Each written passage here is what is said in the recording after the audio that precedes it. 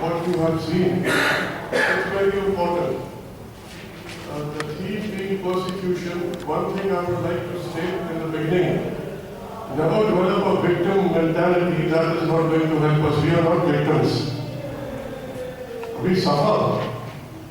But Christians are not the only ones who suffer. In Delhi, Sikhs were butchered to death. Muslims are being butchered to death. From Kashmir, Hindu Pandits are being chased away. Communities suffer. How do we respond? Is very important, and much has been said about awareness. That's one thing we need to know what is happening and be truthful about it. Truthfulness is very important. Accurate data is very important, and then the whole emphasis on prayer that was made, I think, is critically important. Without that, nothing is going to move. We believe in a God who rules and overrules, who rules the whole world. He was himself crucified. And who are we if they didn't leave him? You can be sure things will happen to us, but then we have a hope. Hope of resurrection. We just don't live 60, 70, 80 years. We go beyond this. And if there is no resurrection, we are the most miserable people on the face of this earth. Life doesn't end when our eyes close and we are buried in the grave. To be absent from the body is to be present with the Lord. That's what the scriptures teach us.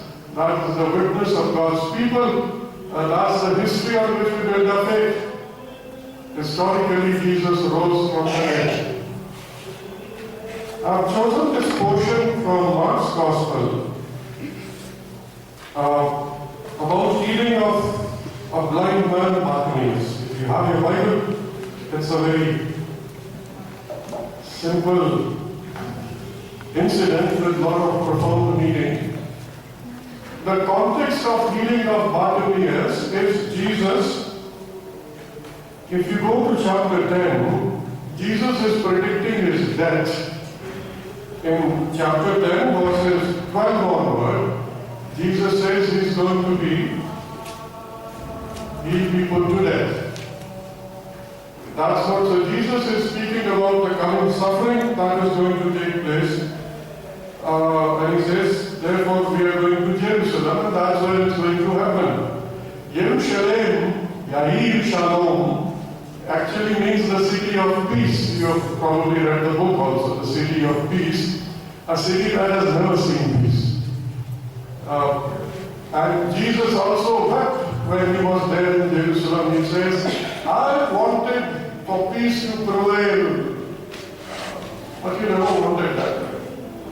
You are a city that murders the prophets. So this has been going on. We will see a day when there will be perfect peace, when the Lord returns. In the meantime, we are agents of peace. Christians are agents of reconciliation. Now we also have a bloody history. In Europe in particular, where Christians have been killing Christians. You have 30 years war, 70 years war in America. We made a mess of everything. So the church is not free from guilt. But that's not what our belief is. So therefore we are able to critique things that are wrong. The church is a prophetic community, and therefore we need to speak when things are not right. Speak with love, speak with wisdom, but have the courage to speak.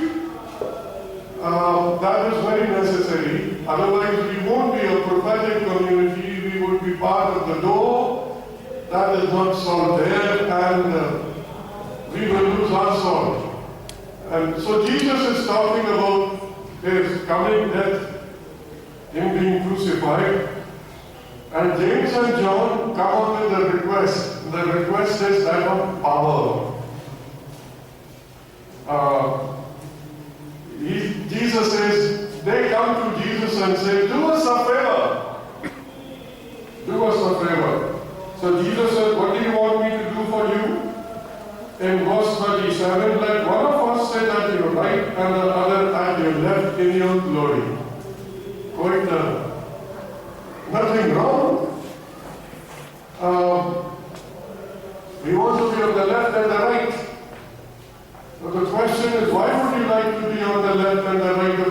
Christ. No, so that people might praise me. I will also get glory. I will also become the focus of attention. These big guys, big boys on the left and right of Jesus Christ. It's surprising, isn't it? Jesus is talking about his death. And disciples are worried about left and right. Issues of power. Issues of power. And Jesus then explains, Jesus takes on the issue of power. And verse 45 that was read, from where we began our reading, he says, the Son of Man did not come to serve, to be served, but to serve, and to give his life as a ransom for many. Jesus said, I came to serve.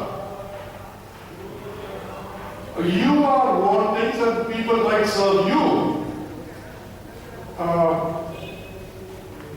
My calling is to serve. And then you have an incident of the healing of the blind Bartimaeus, in which Jesus is explaining how power is to be used.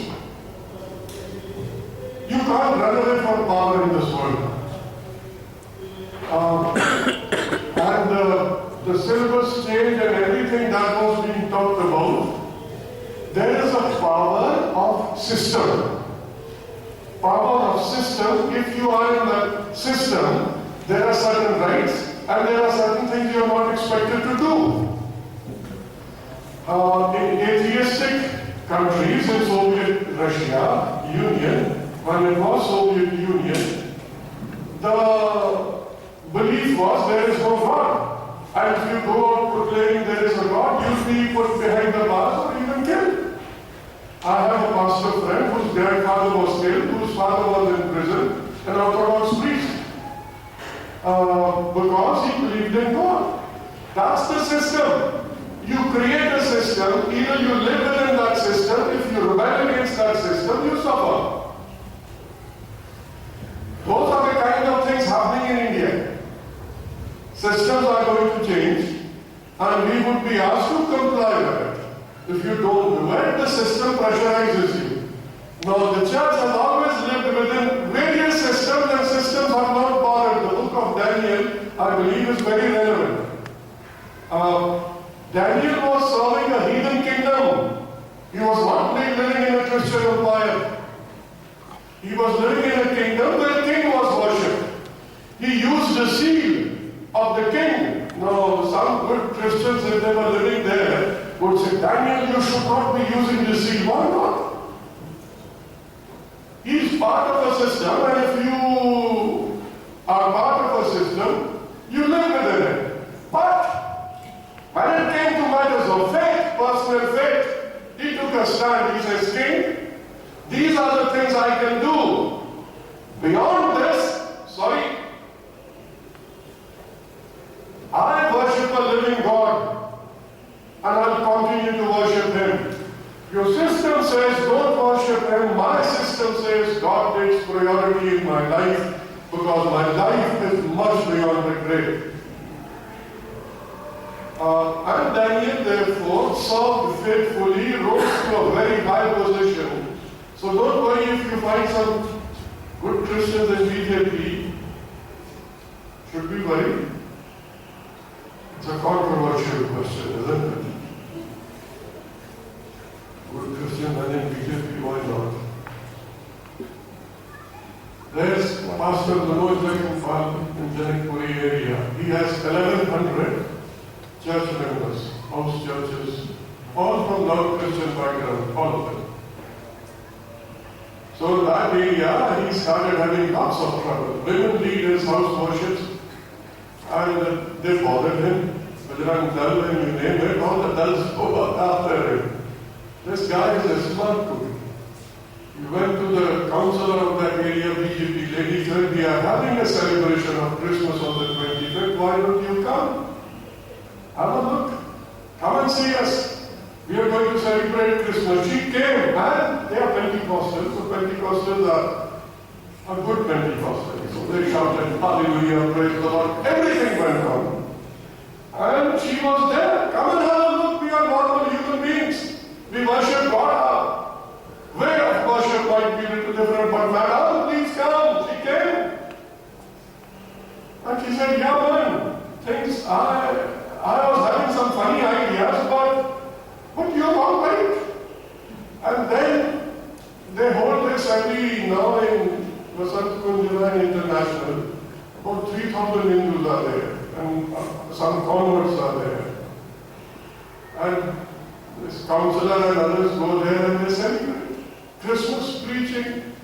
And he tells me, he said, no problem after that. Now we have a house fellowships going on, and women leaders in their house fellowships, leading house fellowships, our church is growing because he went out and started building bridges. When you become a suspect in an area, then people begin to question you. Now I'm not saying if you keep building bridges, persecution will not follow, it will follow. Daniel had a lot of bridges, but the guy was still put in lion's den, that's alright. But at least we have done a job. I've introduced myself to you. That is necessary, friends. When you are in a system, then you need tons of wisdom. You need discussion, planning. How do I relate? What do I say? How do I say? We don't bargain our faith, we don't bargain truth. But how do I present truth? The one concept that we usually say, and highly misunderstood is, by people, they say, you Christians are arrogant. It was said here, isn't it? You say Jesus is the only way. Oh, sure enough, he is the only way. I believe it with all my heart. But when I am in a congregation, I would put it very differently. If you were to question me, if you were a Hindu asking me, Richard, aren't you arrogant? When you say Jesus is the only way, everybody else is going to hell. Should I deny it? No, I can't. And I will never deny it. But the way I answer that question would be, see, every statement, please be with me. If you don't understand me, raise your hand, I will explain it again. You know it, I will be reminding you. Every statement, every sentence stands in a system of belief, in a worldview. If you plug a statement out of a system in the worldview, you will be misunderstood. So when we say Jesus is the only way, we have a system of belief, the worldview, and the worldview is we live in a moral world where good and evil are for real. Morality is for real. It's not thinking makes it so. God created a moral world. We live in a moral world. We broke God's moral law, and we are guilty before a holy God. Are you with me? I am guilty before holy God. Now what did this God do? He never left me alone. He came into this world, paid the price for my guilt, sets me free, absolutely free. I didn't have to do a thing. He pays the price. So the question I would be asking my friend is, do you believe we live in a moral world? Do you believe the problem of human beings is guilt, moral guilt? And the systems of the world will tell you, including Hinduism, no. The problem of human beings in that system is ignorance. Now, ignorance can be removed by education, but who will remove the guilt? So easy is deny there is no guilt. But these are two separate systems. If you deny moral guilt to be your problem, then Jesus is not the only way for you. You are right. Absolutely right. But if moral guilt is an issue and good and right are for real, a woman who is raped, go and tell her there is no such thing as a moral issue.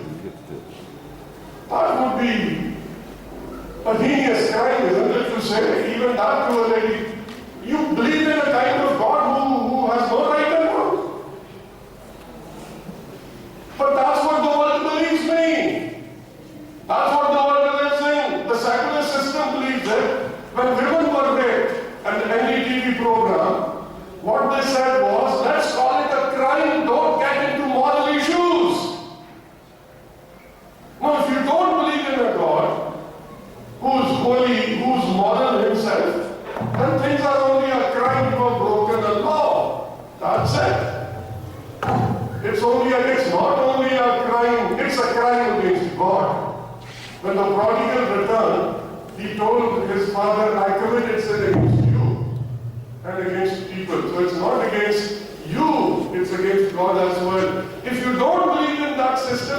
is not the only way for you. They usually understand. But it takes time to explain it. And I submit to you, explain it. But don't say it. Live the Christian life. And those who know how to explain it, let them explain it for us. We can create unnecessary enemies. Dr. Radhakrishnan was in USA in Worcester College. And the principal of the Worcester College told him, it would be pride to tell people living in India, Jesus is the light of the world, as if there is no other light. Isn't it? But Dr. Radhakrishnan is a philosopher. He knew what this man was getting at. It would be pride. Tell Indians you are living in darkness and Jesus is the light of the world. Do you know what Dr. Radhakrishnan said? That's what your scriptures say. You cannot say less. That's a Hindu philosopher answering a Christian who was selling his faith. That's what your scriptures say. You cannot say less, but you are saved from pride if you say it in the Spirit of Christ. You are saved from pride if you say it in the Spirit of Christ. The Spirit of Christ says, I came to serve. I came to serve, not to be served. I came to serve you. That's what we are called to do. We need to create awareness, build bridges, pray and stand together. Coming together is very important. If we don't come together, and prayer will keep us together. So Jesus is answering this issue of power. Okay. Yesterday they were talking in the TV about majoritarianism. And that's going to happen. And Ramchandra Goa was being interviewed by Karan Thapar. He says, I'm a historian and I take a long view of history. The industrialists might benefit now, but in India democracy will suffer if you have majoritarian one-party rule everywhere. There need to be a dissent, need to be a voice that comes out. It's for the help of India. We need to speak. We love our country. Jesus is saying, I'm coming to serve. That's in response to power issues. Now they have a majoritarian rule and they can pass laws. They can amend constitutions. That's what they say, Rajya Sabha, they have majority. Fair enough. Hitler also came through majority.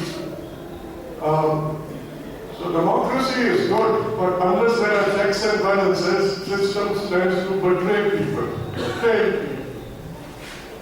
Then Jesus gives them Mark quotes an incident about the healing, and this healing of the blind Bartimaeus. 300 people in India live below poverty line. Who bothers about them? Plenty of children who sleep on the roadside in Delhi, everywhere, isn't it? Who bothers about them? So Jesus, keep this in mind, the power issue. And now Jesus is explaining it. He is going and there's a blind Bartimaeus sitting there. And this blind Bartimaeus heard Jesus is going this way and he starts shouting, Jesus, Son of David, Son of David, have mercy on me. Son of David, have mercy on me. When he heard it was Jesus of Nazareth, he began to shout, Jesus, Son of David, have mercy on me, verse 47. Many rebuked him and told him to be quiet, but he shouted all the more, Son of David, have mercy on me. Isn't it? Here is a poor man whom the system will never allow to be heard. His voice will never be heard. It's a feeble voice. But what voice does a poor person have? You don't have money. You don't have access to media. Where do you go? Whom do you plead with? You're living in a remote area. The system doesn't bother for you. It has left you on the roadside. And You are shouting, yelling, begging. People don't even give you a second look. They might say he's suffering because of his karma. He's suffering because of this. That's what the systems tell us. You're suffering, you're a lazy fellow. Something must have happened to you. Your forefathers must have committed sin. But you must have done it in your earlier life. That's what philosophies teach. So suffer. He says, no, here is my opportunity because Jesus is passing my way. That's beautiful, isn't it? He knew, I have hope. Jesus is going, I've heard about him. He who heals the sick, opens the eyes of the blind people, feeds the hungry, he's going my way. And he starts shouting and shouting. And the crowd says, keep quiet. I was once in an Indian philosophical conference meeting held in Kanpur. I'm not a philosopher, I'm studying theology. But I was asked to give a paper on Christian view of creation, environment. There were top people there sitting, philosophers, and when I presented, stood up to speak, one man said, sit down. But I'm a Punjabi, on top of that, being a Christian, I never sit down. If you have right to speak, so do I. Why should I sit down? Shouldn't we speak? I speak. I have a view. And do you know what they were talking about? India and the West. White people relate with the Brahmins, and the blacks relate with the tribals. In between there's nobody. But either on the top, the Brahmins relate with the white people in the West. The tribals in India relate with the blacks. Isn't it a divided scheme? Can't the black relate with white or a Brahmin relate with a Dalit? It doesn't get into their mindset. The system doesn't allow it. The system doesn't allow it. That's what Dr. Ambedkar was saying. Aren't these Brahmin intelligent people? Oh, they are the show very intelligent. But they are intelligent. Brilliant. But then why do you behave the way you behave? And Dr. Ambedkar gave a very simple answer. He says, if you give up the system, Hinduism will break. So you have to keep the system going. The system gives you a position, sustain it. Don't challenge it. Somebody, Ambedkar challenged it. I was born a Hindu, I will not die a Hindu. I was born a Hindu, I will not die a Hindu. He had the courage to speak. And his mantra was, educate, organize and educate. Do it together. You'll have a voice. This blind fellow had hardly any voice. Single man, shouting, the crowd telling him, stay quiet. He said, I won't. That is his. He was praying to Jesus Christ, have mercy on me. If you want to give a word to it, it is his persistence, passionate, persistent prayer.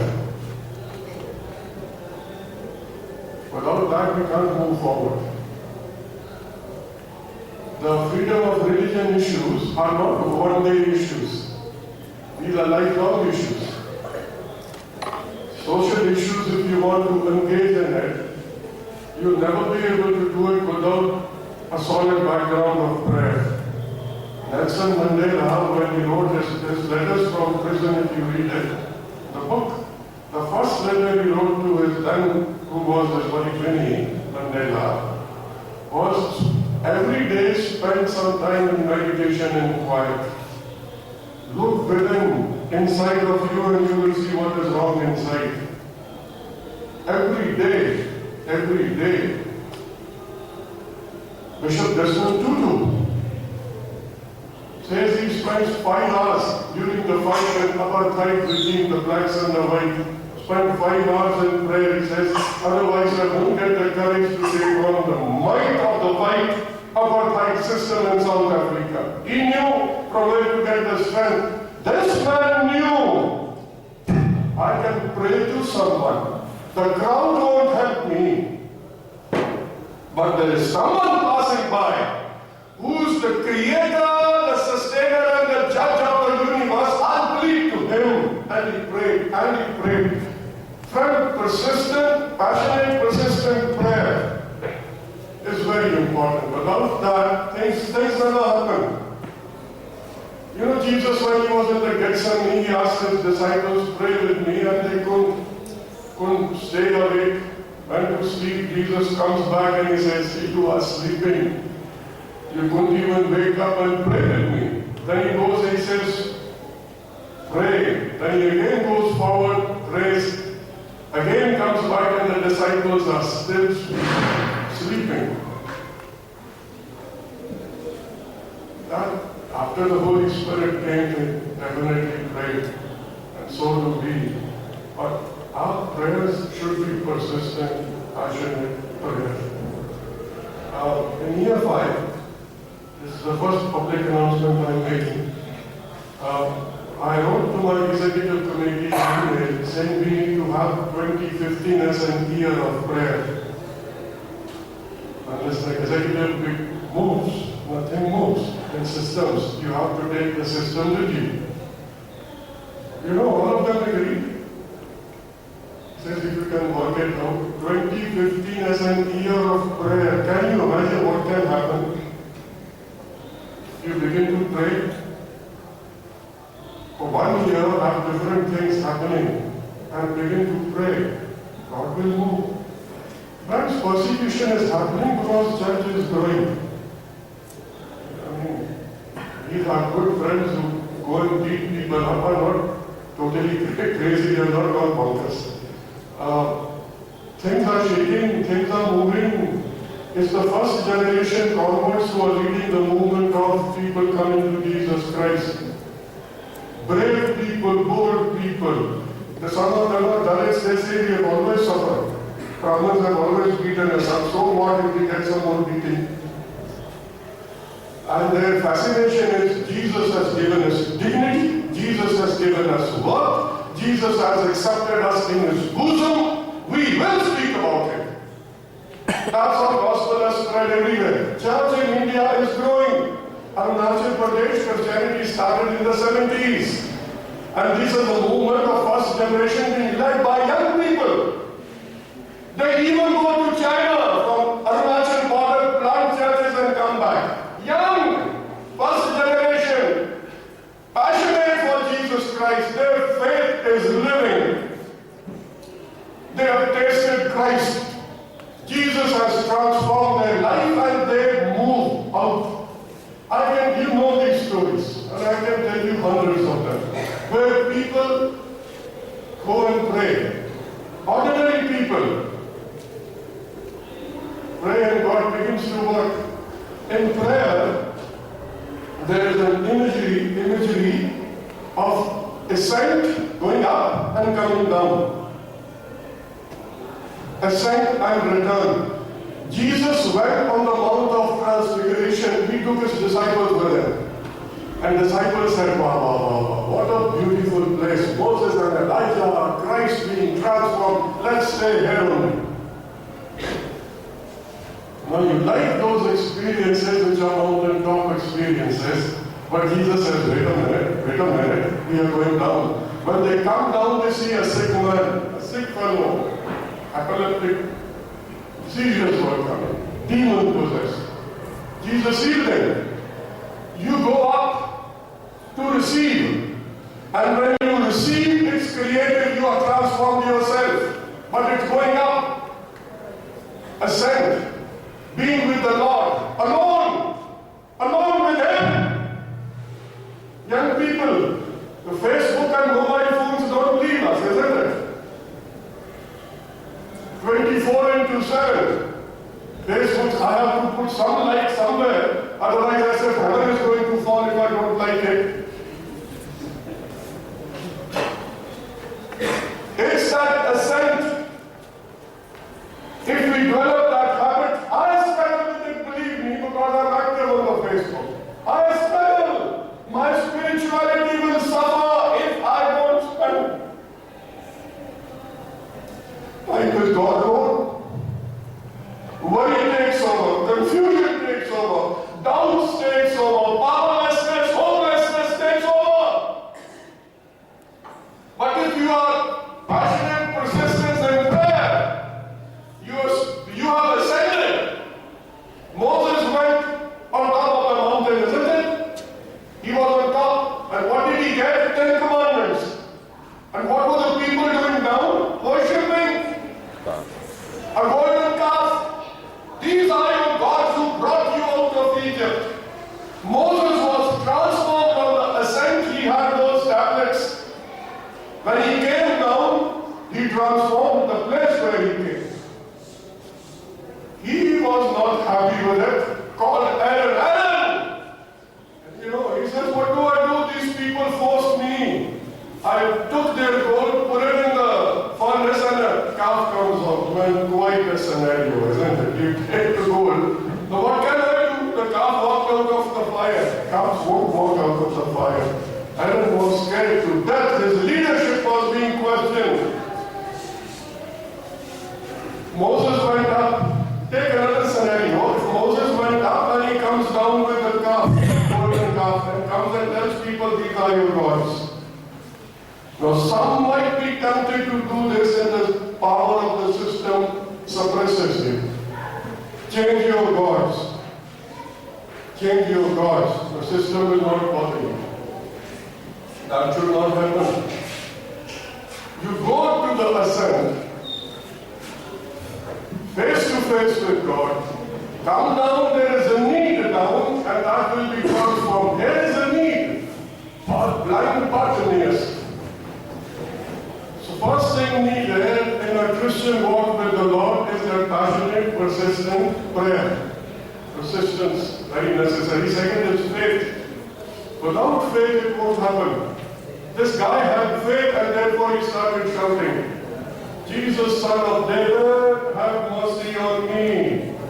Prayer is the key to heaven, but faith unlocks the door.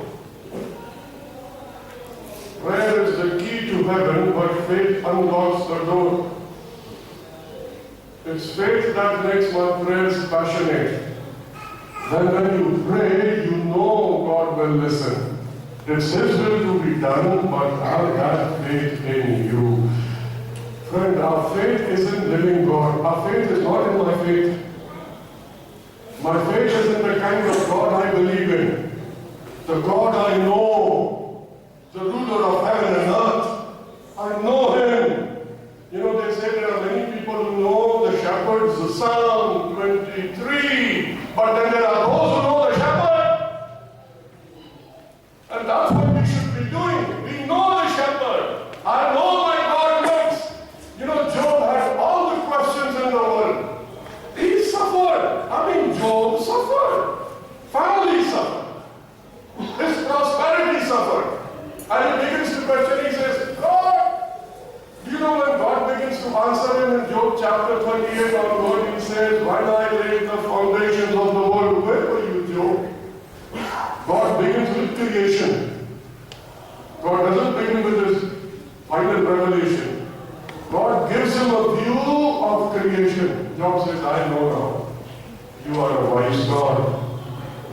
You who laid the foundations of the big universe, that's the God I believe in. My God is not teeny. He's the God of the whole universe. That's what has given birth to missions and have brought people into right relationship with God and one another. Faith, passionate faith, that is very necessary. Faith helps repair broken bodies and souls, including healing of wounds and disappointments inflicted on us in the rough and tumble of everyday world. Faith also helps us so we can perform our task excellently with requisite power, concentration and creativity. idle faith is no faith at all. Faith without works is dead. Is our faith active? Do have faith in God?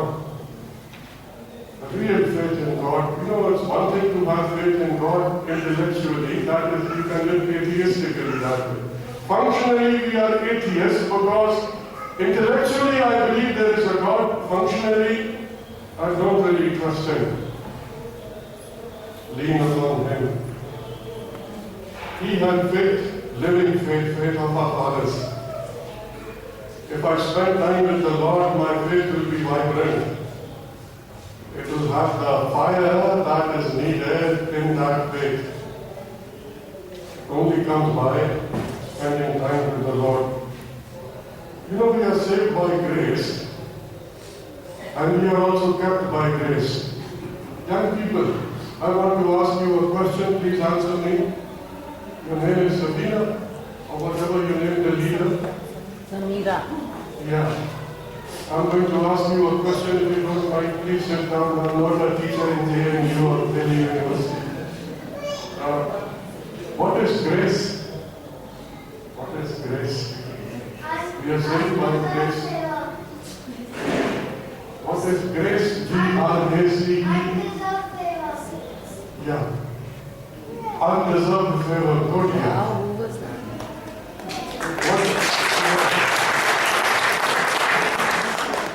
Second question. Who gives to whom? Who gives this undeserved favor to whom? God gives us. Pardon me? God gives us. Yes, and we also give to one another. Grace, undeserved favor comes from outside.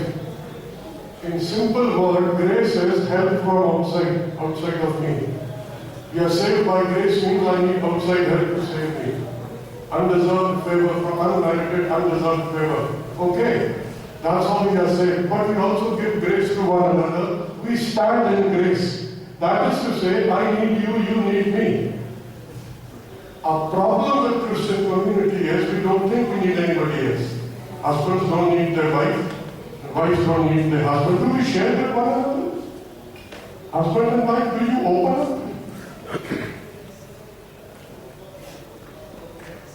Or no? That is grace. You speak, I will listen. I will listen, speak. Listening is not easy. Listening requires tons of humility. Otherwise, she is speaking and your mind is on Facebook on what email I have to answer and what the guy has told me on the job. Listening is I give you undivided attention. My ears and eyes are for you. Speak. I will take it in. That is grace. We need it. We are created free, but dependent. We are created, I can choose, but we need one another. Interdependent. We depend upon God and depend upon one another. Once we begin to do it, things will, what is prayer? Prayer is saying, God, I need you. It's asking for God's grace. So that the purposes of God would be fulfilled in my life. Not that God, you fulfill my purpose. I have decided, no, you better toe my line. That's not what prayer is. I will toe your line, your excellence in my life. But for that we need one another. Children need their parents, but children need, we need. I mean, how else do I say? We need to speak to one another, communicate with one another, and the best form of communication is a family between husband and wife. Is emotional communication which rarely takes place. If you have it, God bless you. Try and go back. Will you communicate emotionally? Husband and wife, parents and children, communicate emotionally. That's when grace begins to be imparted. Things begin to be healed. Because you're beginning to open up. And healing takes, grace brings everything with it. Power. But requires standing in grace. So Jesus has compassion on him. He calls him. The crowd is stopping. Jesus has compassion. Jesus heals them. I've run out of time. I will close. Very quickly. Let's take 2 more minutes and I'm through. The issue we started with was the issue of power, you remember? How does Jesus use his power? The crowd is saying, no healing for you. Jesus, stop. Just bring him to me. So people go to him and say, be of good cheer, the Master is calling you. He comes to Jesus, and then Jesus asks him a question, what can I do for you? Now friends, that is the attitude of a servant. In verse 45 we read, the Son of Man came not to be served, but to serve. And here he is asking a blind man, what can I do for you? The most powerful God is asking his creation, what can I do for you? He's asking us the same. Believe me. What can I do for you? The blind man says, I want to see. I want to see. Jesus said, your faith has made you well. Go. Faith has healed you. I want to see. In that story,